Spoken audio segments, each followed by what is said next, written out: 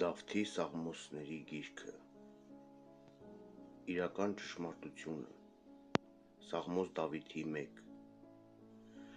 Երանելի է այն մարդը, որն ամբարիշտների խորհրդով չի շարժվում, մեղավորների ճանապարհին ոտք չի դնում և չարագործների հետ համախոհ չի լինում,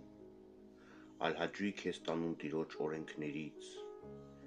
և գիշեր-ցերեկ խորհում է նրա պատվիրանների մասին։ Նա նման է ջրերի հոսանքի վրա տնկված ծառի, որն իր պտուղը ժամանակին կտա, իսկ նրա տերևը չի թափվի, ու ամեն բան, ինչ էլ որ անի, կհաջողվի նրան։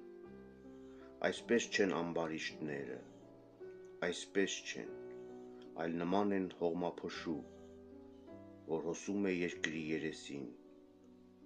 ուստի ամբարիշտները չեն դիմանա դատաստանին,